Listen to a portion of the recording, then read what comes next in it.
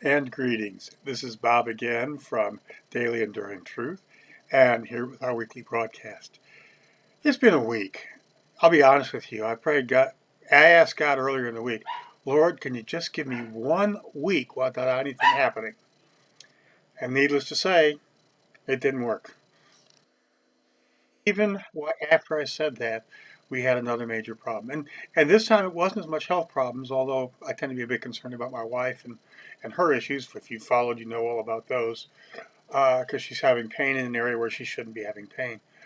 But our refrigerator went down.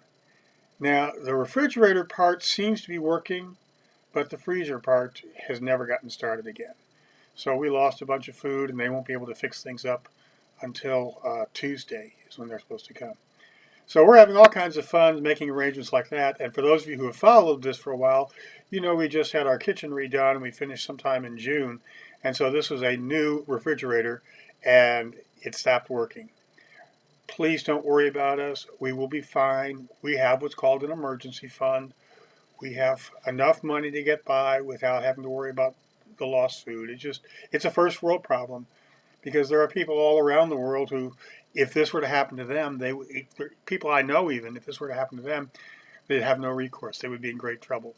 So remember those who are poor. Remember those who are dealing with issues that sometimes we forget how serious they can be. For us, this isn't serious. If my wife has something wrong with her, then it's serious to me. But the refrigerator is a thing. It's an inconvenience now. And while it's a costly inconvenience, it's still a minor inconvenience. But something happening to one of my family members, that would be a problem. All right, so as we get ready to read in today's Mark's story from Mark 11, we get to the triumphal entry. And I don't know if you've ever looked at it this way, but I see this as almost a spy story. Because Jesus starts off by saying, go to the village, and when you see a colt, and we know it's the colt of a donkey, when you see a colt tied up by a door, take it.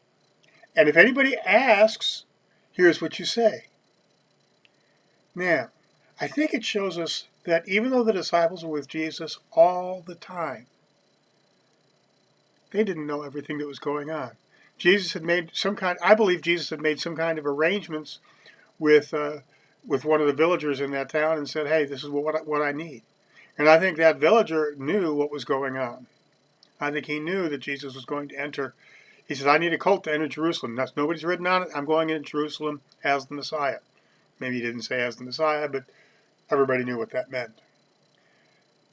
And then when the disciples are like, okay, and Jesus said, and here's the countersign. If anybody asks, what are you doing?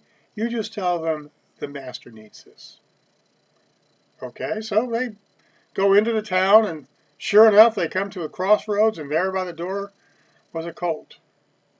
So he started untying it, and then what happens is, it looks like a number of folks from the village came up and say, what are you doing?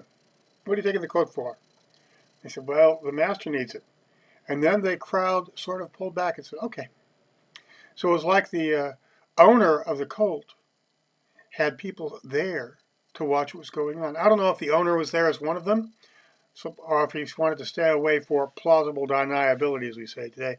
But to me, it's almost like a spy mission, picking up the colt so that we could then go into town. And then we know the story of the triumphal entry, the throwing the clothes on the donkey, first of all. And I think it protected the donkey as much as it protected Jesus, because they didn't have saddles in those days. And so I think this actually helped protect the donkey.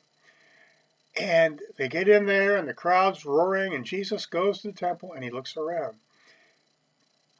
I wonder if he was doing surveillance for his mission the next day. So see, I think that this part of the story contains all kinds of elements of spycraft, if you look at it that way. Is that the way it has to be seen? I don't know. I enjoy looking at things in my own way. And by the way, you're free not to agree with anything I say. I always expect you to read the Bible and see what you think about it. I give you some ideas, but last I checked, I'm not perfect. Uh, so please feel free to read and disagree. Please feel free to tell me when you disagree, because I always learn from other people. But it's an interesting story today, and we're grateful that you had a chance to say it. So anyways, I'm inside today because dealing with issues. And I'm glad to have a chance to be with you today. May God bless you. As always, please feel free to subscribe. It helps me be able to do a better job in the long run. So thank you.